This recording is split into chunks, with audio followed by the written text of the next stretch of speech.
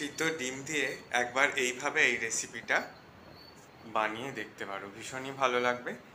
ডিমের একঘেয়েমি রেসিপি ছেড়ে একবার এই রেসিপিটা বাড়িতে ট্রাই করে দেখো।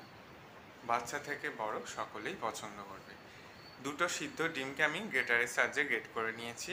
2 টুকরো সিদ্ধ করা আলু নিয়েছি, দিয়ে দিয়েছি 2 চামচ বেসন, কাঁচা লঙ্কা কুচি, পেঁয়াজ কুচি দিয়ে দিয়েছি, স্বাদ মতো লবণ, অল্প একটু হলুদ গুঁড়ো, তারপর ম্যাগি মশলা আর কাশ্মীরি লঙ্কা গুঁড়ো, স্বাদ মতো লবণ, আর দিয়ে দিচ্ছি বেকিং সোডা। এরপর মিশ্রণটাকে ভালো করে মেখে নিতে হবে। বেকিং সোডাটা দিলাম যাতে করে পকোড়াগুলো ভাজার পর ভেতর থেকে শক্ত না হয়ে যায়, একদম নরম থাকবে, সেই জন্য বেকিং সোডাটা দিলাম। মিশ্রণটা মাখা হয়ে গেছে, আগে থেকেই তেল গরম করে নিয়েছিলাম। এবার ছোট ছোট বল আকারে ডিমের এই পকোড়াগুলোকে ভাজতে দিয়ে দিচ্ছি। ডিমের পকোড়া বা বলগুলো ভাজা হয়ে গেছে, তুলে নিলাম। এবার ওই তেলের মধ্যেই ডুমো করে কেটে রাখা ক্যাপসিকাম আর টমেটোর টুকরোগুলো দিয়ে ভেজে নিচ্ছি। এগুলো ভাজা হয়ে গেছে, তুলে নিলাম। এরপর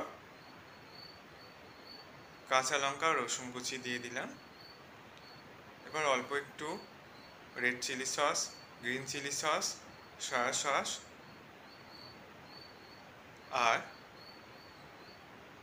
দিয়ে দেব এখানে টমেটো সস। এরপর এর মধ্যে ভেজে রাখা ক্যাপসিকাম আর পেঁয়াজের টুকরোগুলো দিয়ে হলুদ গুঁড়ো, কাশ্মীরি লঙ্কা গুঁড়ো দিয়ে ভালো করে এগুলোকে কষিয়ে নিতে হবে। এরপর দিয়ে দিচ্ছি স্বাদ মতো লবণ,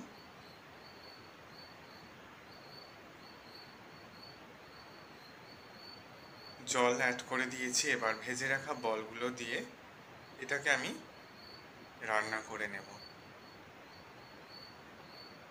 5 থেকে 6 মিনিট রান্না করে নিলেই তৈরি হয়ে যাবে।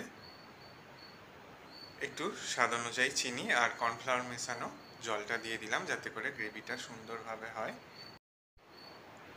এইভাবে তোমরা একবার বাড়িতে ট্রাই করে দেখতে পারো ডিমের এই রেসিপি। আশা করি রেসিপিটা তোমাদেরও ভালো লাগবে। ভালো লাগলে বন্ধুদের মধ্যে অনেক শেয়ার করো, লাইক কমেন্ট করতে ভুলো না। সকলকে